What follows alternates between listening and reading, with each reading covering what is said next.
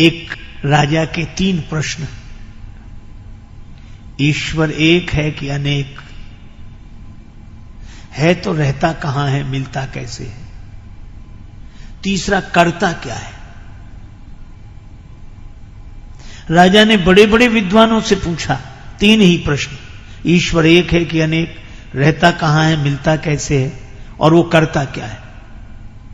लोगों ने अपने अपने तरह से उत्तर दिए। राजा संतुष्ट नहीं हुआ। एक दिन राजा अपने घोड़े पर बैठकर जा रहा था। सामने से अलमस्त महात्मा ब्रह्मानंद की मस्ती में लीन, स्वरूपानंद की मस्ती में लीन, मस्ती से झूमते चले आ रहे थे।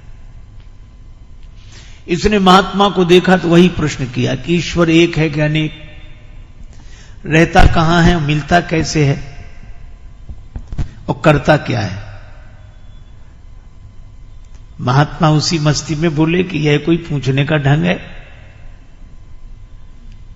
तुम घोड़े पर बैठे हो, हम रास्ते में खड़े हैं। अरे पहले कहीं ठहरा,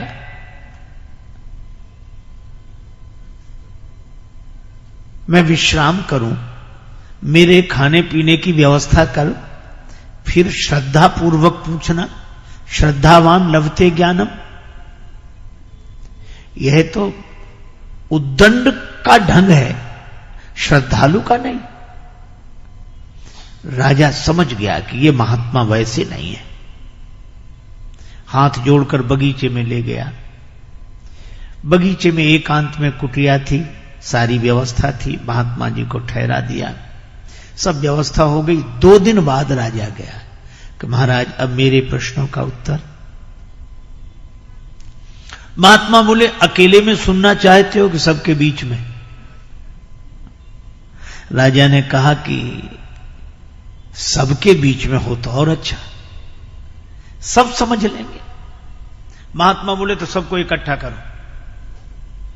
महाराज तो ये आज 1-2 दिन में तो सब इकट्ठे नहीं हो पाएंगे, हम सूचना करेंगे और तब धीरे धीरे धीरे सब लोग इकट्ठे होंगे। महात्मा ने कहा तो हमें भी कोई जल्दी नहीं है, आराम से इकट्ठा कर लो सबको, और जब सब इकट्ठे हो जाएंगे तभी हम उत्तर देंगे। लेकिन हमारे पास अब मत आना, जब जिस दिन लोग इकट्ठे हों उसी दिन आना, और हम आराम से रहेंगे। राजा चला गया। 1 महीने बाद की तिथि निश्चित हुई। उस दिन दरबार में सभी लोग एकत्रित होंगे, महात्मा प्रश्नों का उत्तर देंगे। राजा ने आना बंद कर दिया। महात्मा अपना बगीचे में भगवान का ध्यान करें, पूजा पाठ करें, मस्ती से आत्मचिंतन करें, आनंद से रहें। शाम को घूमने जाते। खेत पर एक किसान काम करता, सवेरे मिल जाता, शाम को मिल जाता। महात्मा ने उससे मित्रता कर ली और किसान से कहा कि कभी हमें काम पड़े तो हमारा कहना मानोगे? जो आज्ञा महाराज।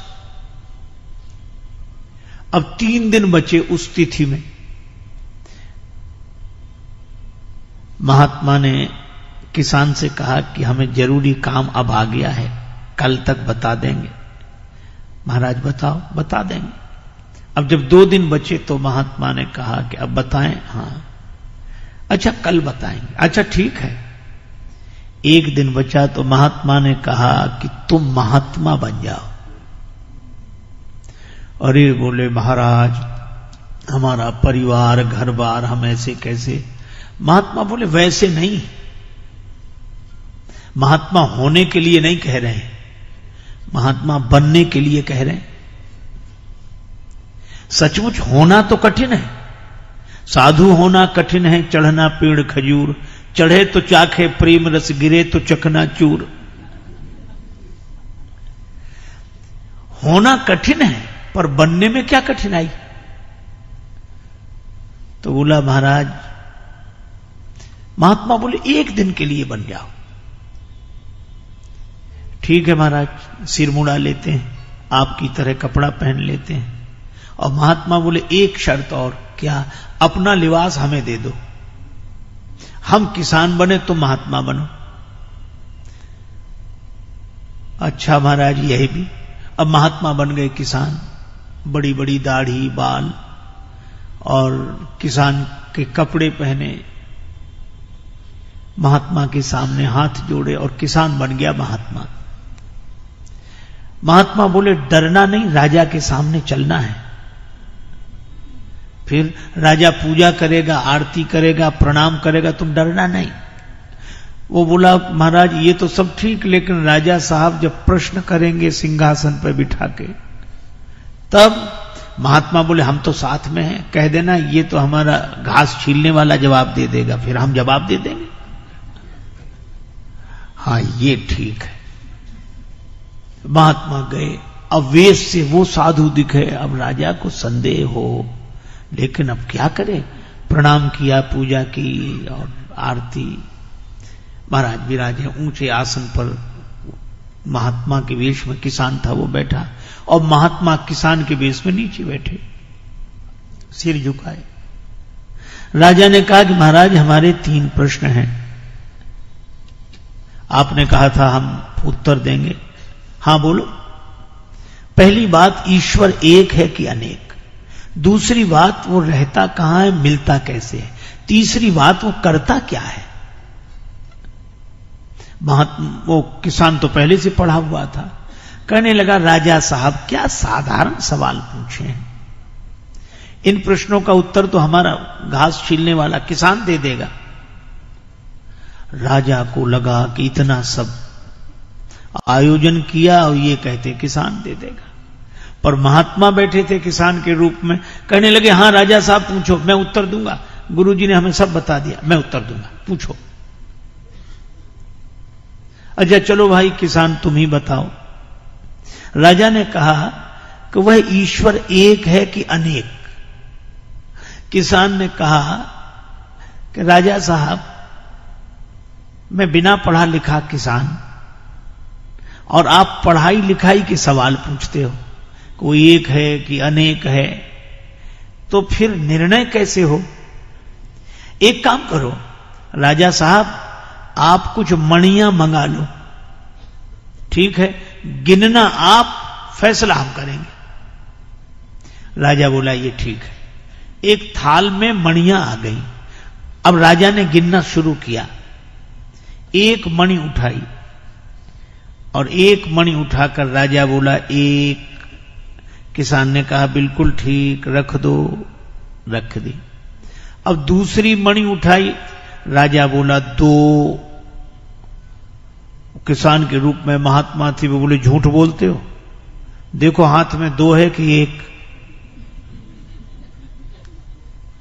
कहा है तो 1। बोले फिर 2 क्यों कहते हो? महाराज लिखा है ऐसा। अरे लिखा है पर देख देख कर, दिखने में 1 है कि नहीं? अच्छा वैसे 1 है? बोले हाँ है तो 1 ही। बोले फिर 2 क्यों बोलते हो? अब उसने कहा गिनती मुश्किल हो जाएगी। तीसरी मणि उठाई, 3। महात्मा बोले फिर झूठ बोले, 3 नहीं है 1 ही है, 2 नहीं है 1 ही है, 4, 5, 6, 7 नहीं है 1 ही है, 1 के बाद भी 1 ही है।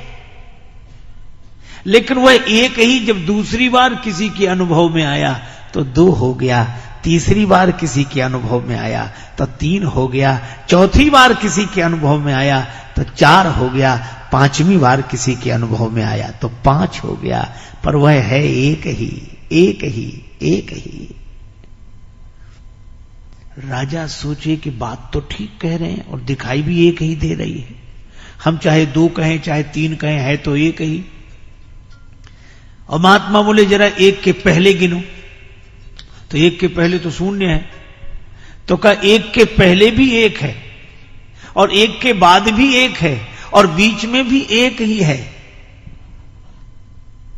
इसी तरह परमात्मा 1 ही है, पर दूसरी बार किसी को मिला तो 2 हो गया, तीसरी बार किसी को मिला तो 3 हो गया, चौथी बार किसी को मिला तो 4, 5वीं बार किसी को मिला तो 5। पर वह एक है, एक है, एक है, एक के पहले भी वही एक है और एक के बाद भी वही एक है और बीच में भी वही एक है। राजा ने तो हाथ जोड़ लिए कि महाराज ऐसा समाधान नहीं सुना। न कोई चौपाई, न दोहा, न श्लोक, न कोई ग्रंथ, किसी का प्रमाण नहीं। और गिनने की सही बात है, हम देखते हैं तो एक ही दिखता है। ये 2, 3, 4 तो हमें सिखा दिया गया है, पढ़ा दिया गया है। अगर ये सीखी हुई पढ़ाई छोड़कर देखें तो एक ही है। बड़ा सुंदर उत्तर दिया महाराज, हम मान गए कि ईश्वर एक है, एक है, एक। अच्छा एक बात बताओ, रहता कहां है, मिलता कैसे? महात्मा बोले तुम कठिन कठिन सवाल पूछते हो, खिलाते पिलाते कुछ हो नहीं। तो महाराज क्या, दूध मंगाओ। एक कटोरे में दूध आ गया। अब वो महात्मा दूध तो पिए नहीं, दूध में उंगली घुमावे ऐसे। अरे ये दूध में उंगली क्यों घुमा रहे? महात्मा बोले सुना है इस दूध में घी रहता है, तो हम सोचते हैं घी निकाल कर खा लें। राजा बोला आप भी पागलों जैसी बातें करते हैं। दूध तो रहता है पर ऐसे थोड़ा ही मिलता है। कैसे मिलता है? और दूध को जमाना पड़ता है, दही बनाना पड़ता है, फिर मंथन करना पड़ता है, फिर मक्खन निकलता है, फिर आग में तपाना पड़ता है, तब घी मिलता है दूध में ही। पर बातों से नहीं मिलता है, उसकी विधि है, उसका पालन करने से मिलता है। महात्मा ने कटोरा रख दिया। दूध पी लो का दूध नहीं पीना, तुम्हारे प्रश्न का उत्तर देना था।